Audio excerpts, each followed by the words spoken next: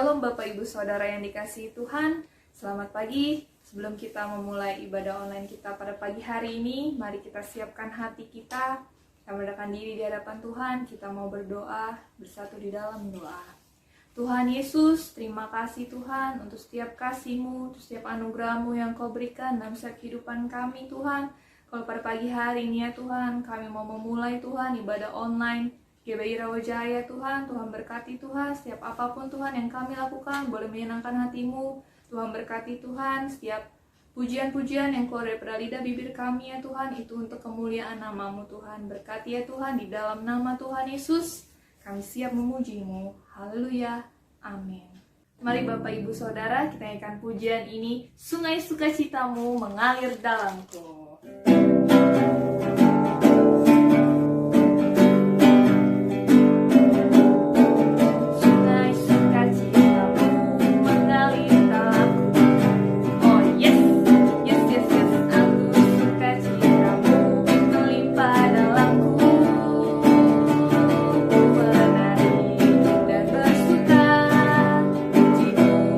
Setiap waktu sebab sungai sukacitamu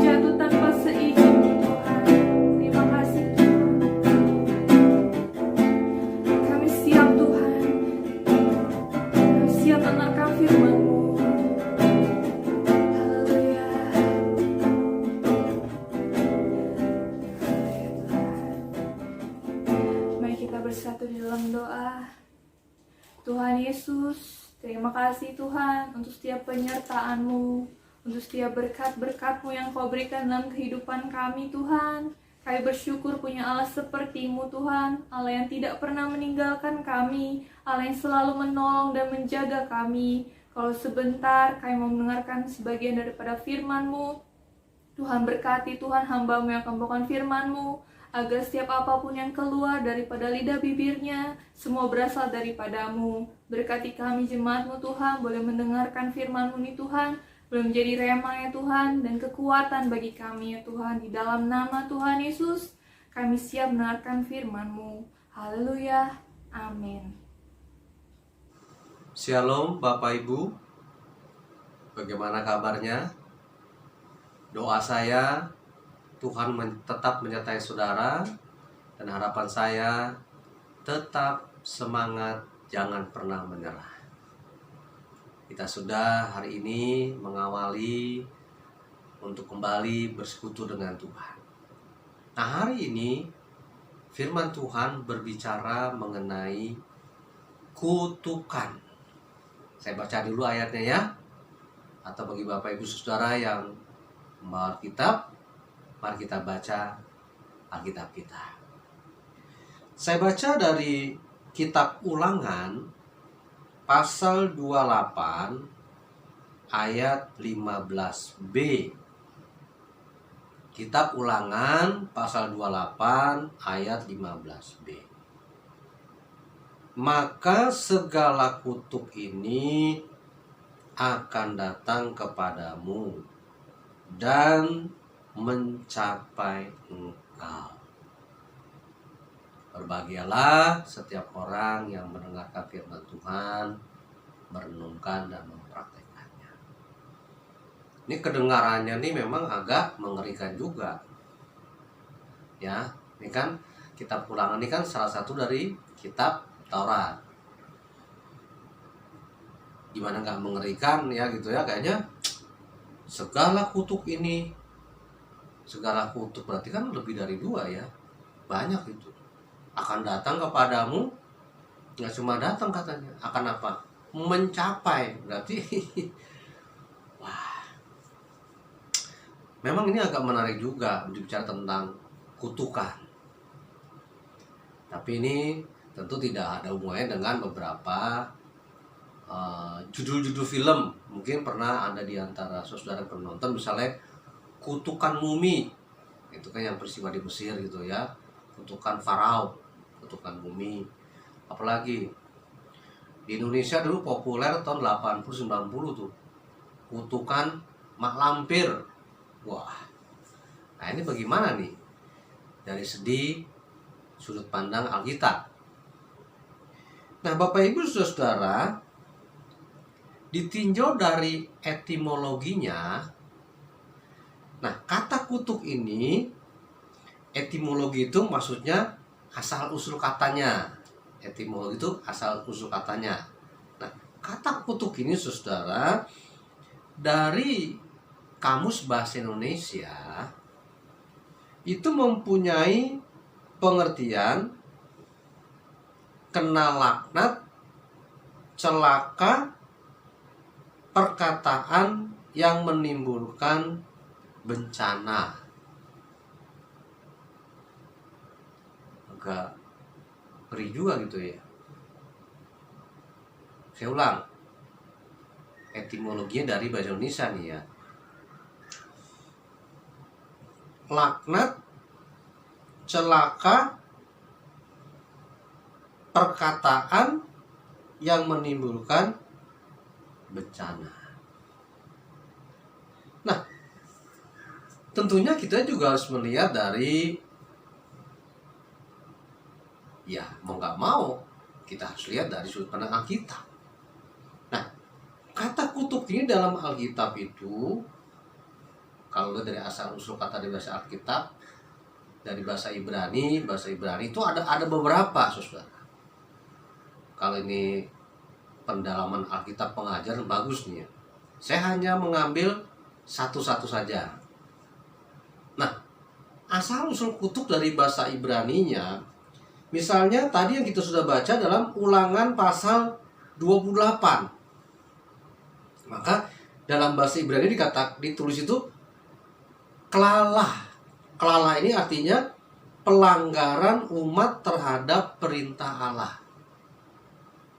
Jadi kutuk itu dari bahasa Ibraninya kelalah, yang artinya pelanggaran umat terhadap perintah Allah. Kalau dari kalimatnya agak ringan gitu ya, pelanggaran. Terus kalau dari bahasa Yunaninya kita lihat di Markus pasal 11 ayat 21, di situ ditemukan kata raumai. Saya ulang, kata raumai. Nah, ini digunakan untuk mengancam dan mendatangkan kerusakan atau kehancuran. Itu ditinjau dari bahasa Alkitab. Kemudian kalau kita kembali dan kita kamus dalam isi, jadi ditinjau dari etimologinya, maka dapat disimpulkan bahwa kutuk itu berkaitan dengan dosa atau pelanggaran umat. Jadi kalau kita lihat dari etimologi tadi, entah bahasa Ibraninya, Yunaninya, maka kesimpulannya kutuk ini adalah apa, saudara sekalian? Itu dosa atau pelanggaran umat terhadap perintah Allah, gitu ya. Pokoknya dosa atau pelanggaran umat terhadap perintah Allah. Kemudian kutuk pada dasarnya adalah hukuman. Kutuk pada dasarnya adalah hukuman. Tidak boleh dipahami secara mistis, tetapi ini lebih bersifat logis, realistis, dan bisa dimengerti secara nalar.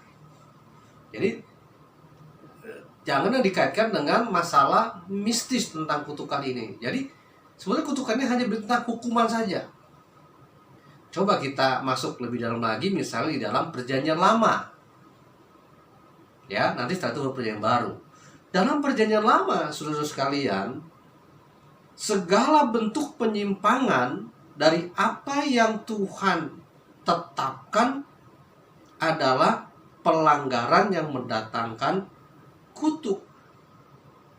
Jadi dalam konsep Perjanjian Lama, itu segala bentuk penyimpangan dari apa yang Allah tetapkan, melanggar perintah Allah itu maksudnya, itu mendatangkan kutuk.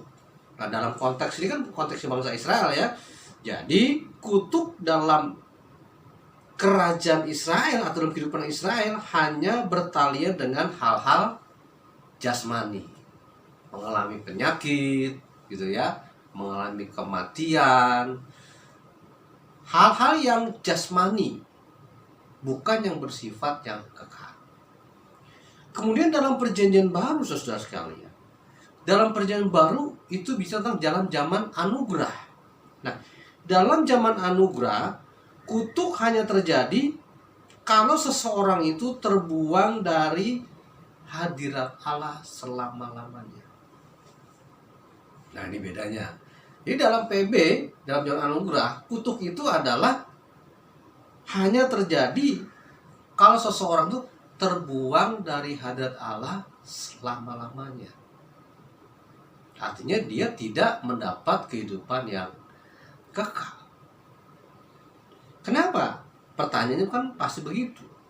Maka jawabnya adalah karena Yesus telah membebaskan kita dari kutuk, tersalib untuk menebus dosa kita. Nanti bisa buka dalam Galatia pasal 13 dikatakan, terkutuklah orang yang digantung pada kayu salib.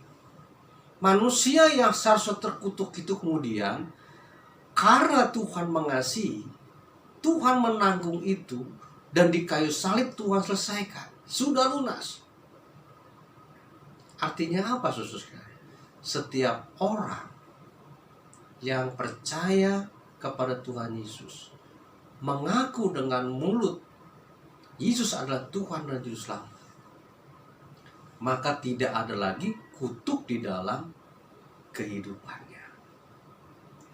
Jadi kesimpulannya saudara sekalian, kutuk dalam zaman anugerah itu berbeda dengan kutuk dalam zaman PL. Jadi kalau dalam zaman PL, orang terkutuk itu hanya yang bersifat jasmani saja. Dia mengalami kemiskinan, wah terkutuk dia tuh. Kenapa? Miskin. Wah dia penyakitan, wah jangan-jangan dia kena kutuk. Gitu ya. Wah hidupnya sengsara. Wah dia nggak punya anak karena dia orang yang terkutuk. Dalam zaman anugerah perjanjian baru, setiap orang yang percaya kepada Tuhan Yesus, mengaku sebagai Tuhan Juru Selamat Yesus, dia sudah dibebaskan oleh darah Tuhan Yesus di kayu salib. Nanti sebentar kita akan menerima sakramen perjamuan kudus kan ya. Jadi bagaimana nih? Kalau hari-hari ini kan zaman anugerah kita hidup, tidak berlaku lagi apa yang dikonsepkan dalam perjanjian lama.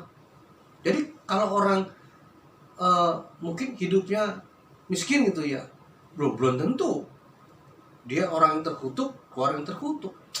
Kok dia kok sakit-sakit mulu ya? Nah ini jangan-jangan dia kena kutuk kali. Oh belum tentu.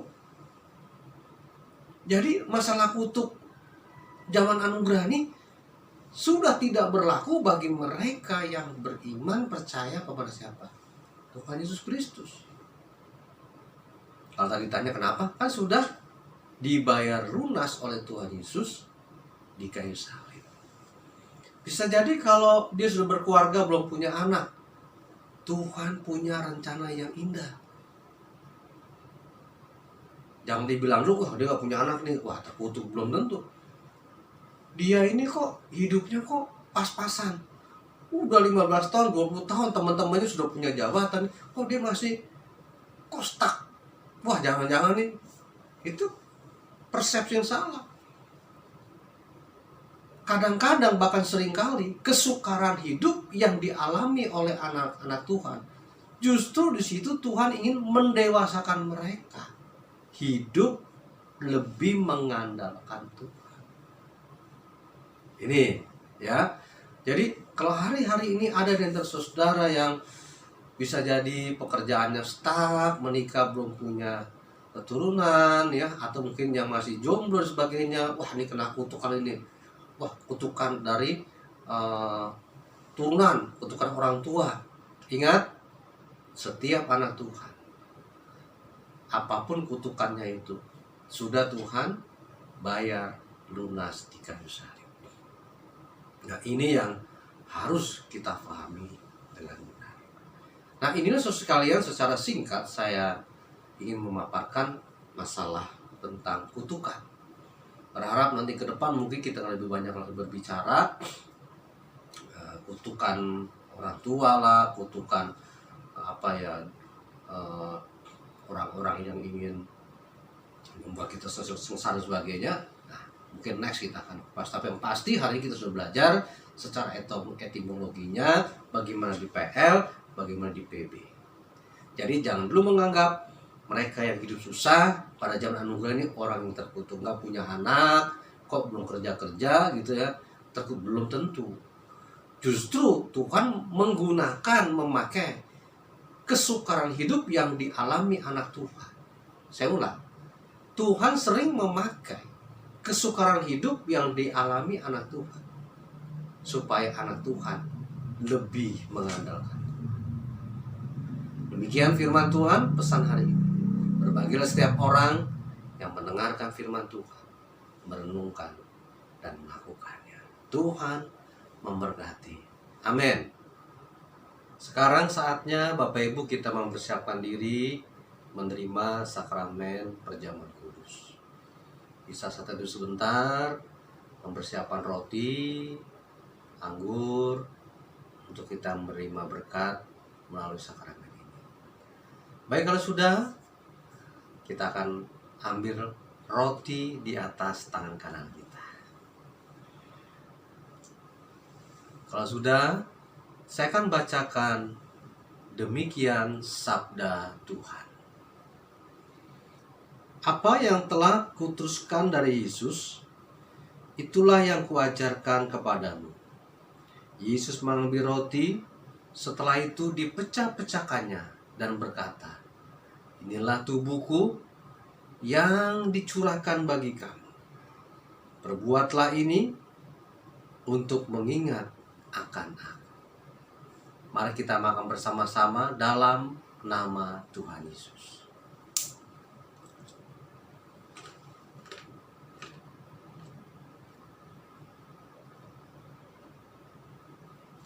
Terima kasih Tuhan. Kembali kita mempersiapkan untuk mengambil cawan di atas tangan kanan kita. Saya akan bacakan demikian sabda Tuhan. Setelah selesai makan roti, Yesus mengambil cawan dan berkata, cawan ini adalah perjanjian baru yang dimeteraikan oleh darahku. Perbuatlah ini setiap kali kamu minumnya menjadi peringatan akan aku. Mari kita minum bersama-sama dalam nama Tuhan Yesus. Terima kasih Tuhan. Terima kasih Engkau telah menebus dosa kami, menyelamatkan kami. Terima kasih.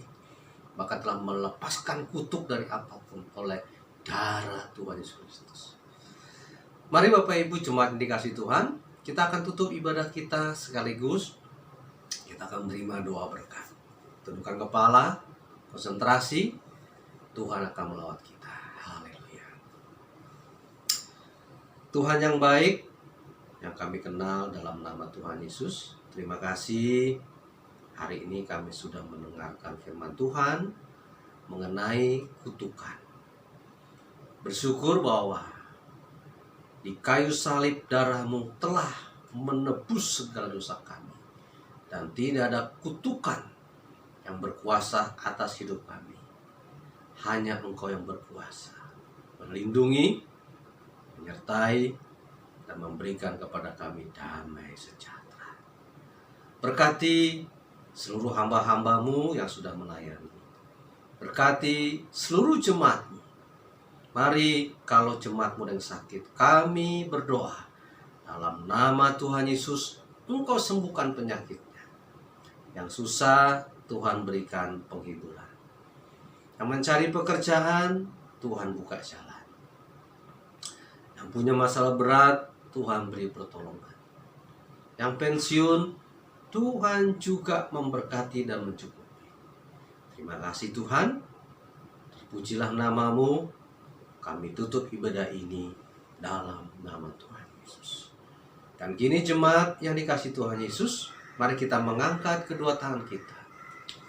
Terimalah berkat dari Allah Bapa, cinta kasih sayang dari Tuhan Yesus Kristus, urapan dan persaudaraan Roh Kudus menyertai kita hari ini sampai selama-lamanya. Amin.